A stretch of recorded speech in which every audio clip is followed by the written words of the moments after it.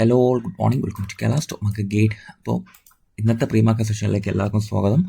So ഇന്ന് ഒരു പുതിയ വീക്ക് തുടങ്ങുകയാണ്. നമുക്ക് ആദ്യം ഗ്ലോബൽ മാർക്കറ്റിലെ കാര്യങ്ങൾ അനലൈസ് ചെയ്ത ശേഷം നിഫ്റ്റിയിലേക്കും എന്തെങ്കിലും സ്റ്റോക്സ് ഒക്കെ നോക്കണമെന്നുള്ള കാര്യത്തിൽ നമുക്ക് തീരുമാനമാവാം.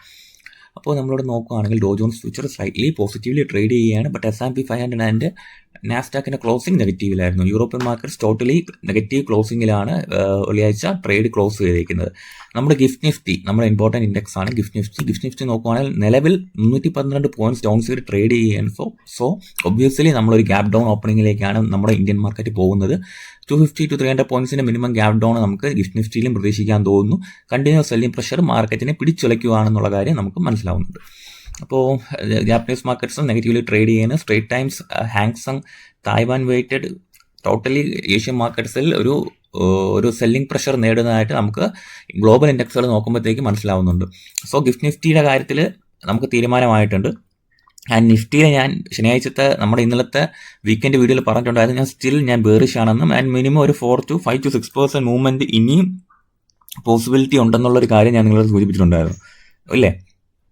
5 to 6% മൂവ്മെൻറ്റ് മാർക്കറ്റിൽ ഇനിയും ഉണ്ടാവാനുള്ള പോസിബിലിറ്റി ഉണ്ട്. സോ നമ്മൾ എടുക്കുന്ന പൊസിഷൻസ് ആയാലും സ്റ്റോപ്പ് ലോസുകൾ കൃത്യമായി കീപ്പ് ചെയ്യുക. മീഡിയം ടേം എടുക്കുന്ന പൊസിഷൻസിൽ ആവറേജിങ് ഒക്കെ കുറച്ച് ക്വാണ്ടിറ്റി വെച്ച് ചെയ്യാൻ ശ്രമിക്കുക. ഓക്കെ, അപ്പം എന്തായാലും മാർക്കറ്റ് മോസ്റ്റ്ലി ഹൈയിൽ നിന്നും ഇപ്പോൾ ഓൾറെഡി ഒരു 13%ഓളം 14%ഓളം കറക്ഷൻ വന്നു കഴിഞ്ഞു. ആൻഡ് സ്റ്റിൽ ഒരു 20% കറക്ഷൻ ആണോ വെയിറ്റ് ചെയ്യുന്നതെന്നാണ് ഞാൻ വെയിറ്റ് ചെയ്യുന്നത്. നിഫ്റ്റി പീക്ക് ഏരിയയിൽ നിന്നും 20% കറക്ഷനിലേക്കാണോ നീങ്ങുന്നതെന്നൊരു സംശയം എനിക്കുണ്ട്. എന്തായാലും നമുക്ക് വളരെ കെയർഫുള്ളായിട്ട് മാത്രമേ നിഫ്റ്റിയെ സമീപിക്കാനും സാധിക്കത്തുള്ളൂ. ഇന്ത്യൻ മാർക്കറ്റുകൾ അത്യാവശ്യം നല്ല രീതിയിലുള്ള ഒരു ബേറിഷ് സ്ട്രെങ്ത്, ബേറിഷ് പ്രഷറിലേക്ക് നീങ്ങുന്നു എന്നുള്ളതാണ് ഒരു ഫാക്റ്റ് എന്ന് പറയുന്നത്.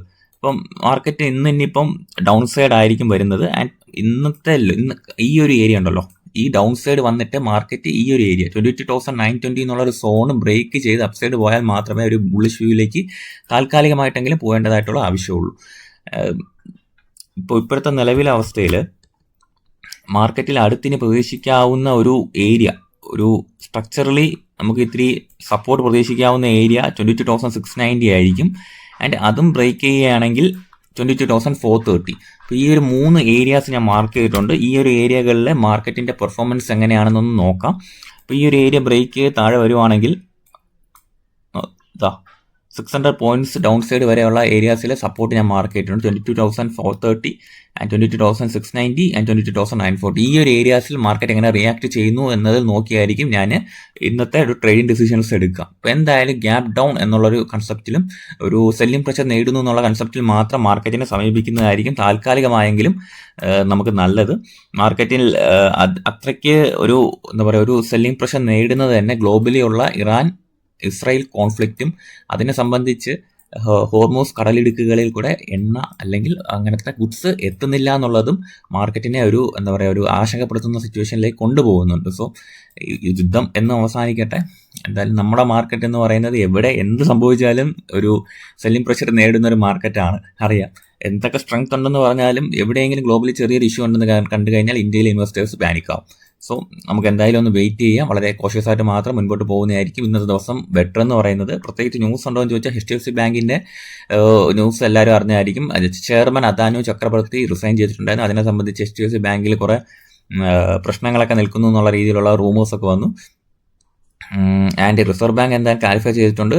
അവർക്ക് എന്തായാലും പ്രത്യേകിച്ച് മെറ്റീരിയൽസ് ഒന്നും കിട്ടിയിട്ടില്ല. ബാങ്ക്സിനെ കണ്ടക്റ്റിലോ ഗവർണൻസിലോ ഫിനാൻഷ്യൽ പൊസിഷനിലോ എന്തെങ്കിലും നെഗറ്റീവായിട്ടുള്ളൊരു കാര്യം RBI ഇതുവരെ കണ്ടുപിടിച്ചിട്ടില്ല എന്ന് പറഞ്ഞിട്ടുണ്ടായിരുന്നു. അദാനു ചക്രവർത്തി റിസിഗ്നേഷന് പറഞ്ഞ കാര്യം എന്ന് പറയുന്നത് പുള്ളിയുടെ പേഴ്സണൽ വാല്യൂസിനും എത്തിക്സിനും ആൻഡ് ഇന്റേണൽ പ്രാക്ടീസിനും എതിരായിട്ടുള്ള ചില കാര്യങ്ങൾ പുള്ളി കണ്ടു എന്നുള്ള കാര്യത്തിലാണ് പുള്ളി റെസിഗ്നേഷൻ ചെയ്തത്. സോ ഇതുവരെ നിലവിൽ RBI ഒന്ന് ക്ലാരിഫൈ ചെയ്തിട്ടുണ്ട്. പിന്നെ PN ഗാഡ്ഗിൽ ജൂവലർ സ്റ്റോഴ്സ് എന്ന് പറയുന്ന കമ്പനി 2 ജൂവലറി റീറ്റെയിൽ ഷോറൂംസ് തുറക്കുന്നുണ്ട് മഹാരാഷ്ട്രയിൽ. അപ്പം അങ്ങനത്തെ ചെറിയ ചെറിയ ന്യൂസുകളൊക്കെ ഉണ്ട്. എന്തായാലും ഞാൻ കൂടുതൽ സ്റ്റോക്സിനെ കുറിച്ച് ഡിസ്കസ് ചെയ്യുന്നില്ല. എന്തായാലും മാർക്കറ്റ് ഡൗൺ സൈഡ് പ്രഷർ നിലനിൽക്കുമോ ഇല്ലേ എന്നുള്ള കാര്യത്തിൽ തീരുമാനമായ ശേഷം നമുക്ക് മുന്നോട്ടുള്ള കാര്യങ്ങൾ തീരുമാനിക്കാം. എന്തായാലും നമ്മളൊരു വീക്ക്ലി വാച്ച് ലിസ്റ്റ് ഇട്ടിട്ടുണ്ട്. ആ വീഡിയോ കാണാത്തവർ കാണാൻ ശ്രമിക്കുക. അത് കണ്ട ശേഷം നമുക്ക് ബാക്കി കാര്യങ്ങൾ അതിൻ്റെ ഒരു പ്രൈസ് ആക്ഷനും വരുന്ന ദിവസങ്ങളിൽ നമുക്ക് ചർച്ച ചെയ്യാവുന്നതാണ്. Okay, so thank you.